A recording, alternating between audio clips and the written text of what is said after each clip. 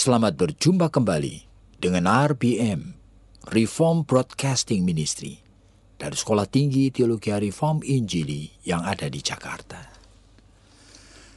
Di mana saja Anda berada, para pendengar yang kami hormati, kiranya damai sejahtera dari Kristus Yesus bersama dengan Anda.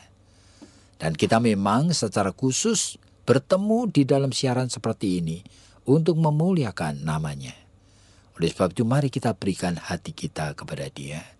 Dan kita mulai memikirkan mengenai topik hari ini yang masih menyambung topik hari yang lalu. Di mana kita membicarakan mengenai hubungan cinta kasih suami istri yang mengalami perubahan. Nah, semua orang tahu bahwa hubungan suami istri ada banyak sejak mula sudah memang tidak baik atau modalnya kurang, sehingga banyak orang menikah pun tanpa cinta kasih. Nah, kita tidak membicarakan yang begitu. Sebab perubahan itu yang kita bicarakan seringkali adalah perubahan ke arah yang kurang baik. Berarti hubungan cinta kasih yang dulu pernah ada, yang pernah menjadi alasan banyak suami istri menjadi suami istri. Kemudian tahun pertama, kedua, ketiga, keempat. Nah, tiba-tiba mengalami sudah perubahan-perubahan. Sehingga untuk berbicara aja males. Sehingga tidak dinikmati, sehingga tidak bahagia, sehingga tidak senang, sehingga merasa terjebak. Sehingga seolah-olah sistem itu tidak mendukung lagi. Sehingga hidup sendiri-sendiri. Sehingga hanya memikirkan bagaimana mengisi kehidupan sebagai suami istri ini dengan kegiatan-kegiatan kita sendiri. Nah, kali ini kita akan bicarakan sebab yang berikutnya lagi. Jadi alasan dari perubahan dalam hubungan suami istri itu bisa bermacam-macam. Tapi kali ini kita akan bicarakan dalam hubungan dengan mental fatigueness. Itu artinya dalam hubungan dengan realita banyak suami atau istri setelah menikah itu kemudian makin lama makin merasa capek. Mentalnya capek. Capek untuk berupaya lagi. Lelah untuk mencoba lagi. Ya kadang-kadang bukan oleh karena ada infidelity, oleh karena pengkhianatan, oleh karena perselingkuhan. Seringkali tidak ada itu. Seringkali sistem, seringkali juga pola komunikasi yang tidak lagi menyenangkan. Seringkali juga oleh karena hidup dengan berbagai macam beban. Ada beban oleh karena anak-anak, ada beban oleh karena kesehatan, ada beban oleh karena keluarga dekat, orang tua yang sakit-sakitan. Sehingga ada orang-orang yang merasa pernikahan ini dibebani dengan begitu banyak beban. Sehingga secara mental capek. Nah, mental yang capek itu membuat hilangnya sukacita. Mental yang capek menyebabkan tidak ada gairah lagi untuk menikmati hidup. Mental yang capek bukan hanya mengakibatkan depresif, tapi keinginan untuk bersenang-senang dengan istrinya atau dengan suami menjadi kecil. Diajak untuk rekreasi juga tidak mau. Diajak keluar kota juga malas. Apalagi kalau budgetnya terbatas di rumah. Jadi akhirnya mentalnya capek. Dari waktu ke waktu, dari minggu ke minggu, dari bulan ke bulan, tahun ke tahun, seolah-olah terjebak dengan macam-macam beban yang menyebabkan cinta kasih suami istri itu menjadi berubah. Jika melihat istri, melihat suami, itu tidak lagi dengan keinginan untuk membahagiakan dia. Yang ada adalah tugas, obligation, beban. terus-menerus. Tugas, beban, tugas, beban yang harus diselesaikan. Rumah masih belum dibersihin. Anak-anak masih belum selesai pekerjaan rumahnya. Pelayanan, pekerjaan di kantor yang juga tidak selalu sukses. Menggelisahkan. Nah ini, belum lagi ditambah, sudah terbiasa sekarang hubungan suami istri konflik, ada argumentasi, berbantah, perbedaan pendapat. Ini kemudian malas ngomong, malas berbicara, malas berkomunikasi. Ya hidup apa adanya. Gairah untuk membangun cinta kasih, keinginan untuk memeluk istri, keinginan untuk menggandeng dia, keinginan untuk romantis, makin lama makin hilang. Nah, mari kita dengar apa yang Ibu Esther mau katakan. Memang mental yang capek begitu ya, itu memang salah satu sebab yang paling utama, terutama bagi para wanita ya. Terutama kalau dia itu terjebak di rumah dengan pekerjaan, dengan anak-anak yang banyak begitu ya, dan pekerjaan rumah tangga yang tidak ada habisnya, tidak ada pembantu, budget yang terbatas, keuangan yang terbatas, sehingga untuk memikirkan yang kreatif begitu ya, itu kan seringkali juga sudah tidak ada begitu. Dan suami juga seringkali pulang itu sudah larut malam, tetapi pekerjaan itu juga tidak maju begitu. Dan dia juga posisi di kantor itu juga tidak naik-naik begitu. Nah ini kan menambah semua beban itu lalu campur aduk menjadi satu. Bagaimana sih Pak kita itu lalu kemudian bisa memilah begitu. Setelah 2 anak misalnya saja, ya sudah. Kita ini kayaknya sudah sulit loh. Jangan ditambah lagi dengan anak ketiga atau keempat begitu. Tapi biasanya itu kan hidup itu mengalir begitu saja. Nanti sampai kepada satu titik lalu kemudian kita baru sadar gitu. Kayak bangun dari mimpi dan waduh ini beban sudah terlalu berat. Dan saya sudah terlalu lelah. Dan tidak ada jalan keluar. Bagaimana itu Pak? Iya. Itu yang dinamakan mental fatigueness. Jadi kelelahan mental.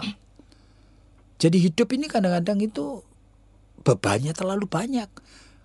Meskipun saya tidak bicara ada orang yang bebannya cuma 1-2 tapi tidak kuat juga mental fatigueness. Tapi ada banyak pasangan-pasangan apalagi sekarang itu hidup di dalam era seperti ini. Di mana manusia sebetulnya itu berlomba-lomba. Dengan melihat begitu banyak advertensi, itu tergoda, mulai lihat bahwa ini ada kebutuhan ini yang belum, kebutuhan itu yang belum punya. Lalu berlomba-lomba. Plus, jadi masing-masing kehilangan kesabaran. Jadi sebetulnya tidak pernah cukup begitu ya hidup ini Pak? Tidak pernah selesai. Jadi akan terus berputar-putar di sana.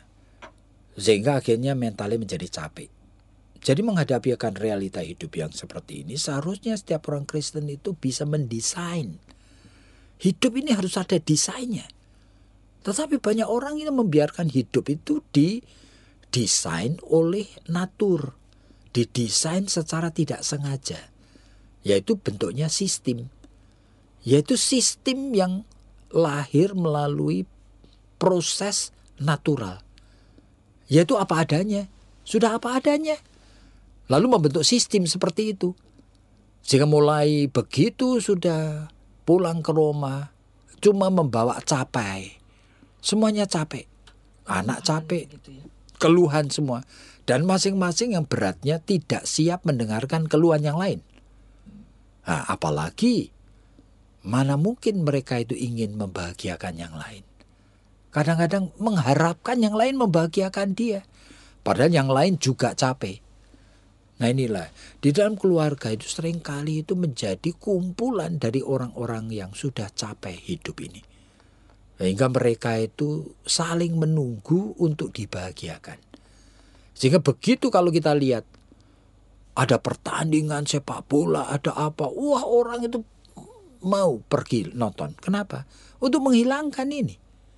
Sebetulnya ngapain nonton? Kadang-kadang itu hanya pokoknya asal nonton. supaya lupa gitu loh. Jadi satu pihak kita tahu bahwa itu juga memboroskan uang, kadang-kadang itu bagaimana itu harus pergi sendiri, tidak ngajak istri tapi sebenarnya saya melihat, waduh, manusia itu banyak yang kasihan sekali.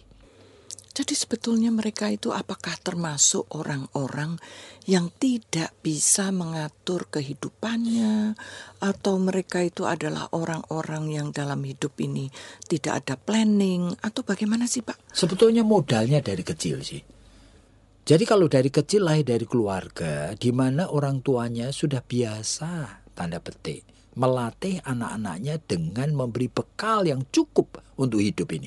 Seperti misalnya, dibiasakan mereka berkomunikasi secara personal. Nah, sehingga mengerti hidup ini kadang-kadang juga ada air matanya, ada keluhan, ada sharing, ada kenikmatan kita berbagi bersama. Nah, ikut memikul akan beban, kerjasama. Nah, di dalam keluarga yang seperti ini, itu biasanya anak lebih siap.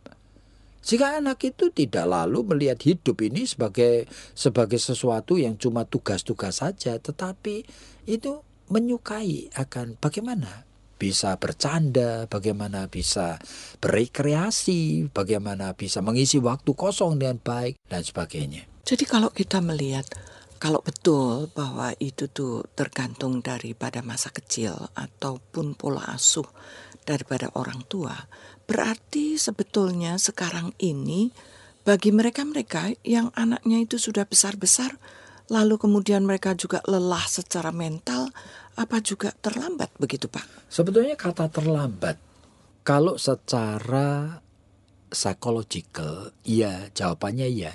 Tapi manusia itu kan makhluk yang selalu bisa beradaptasi.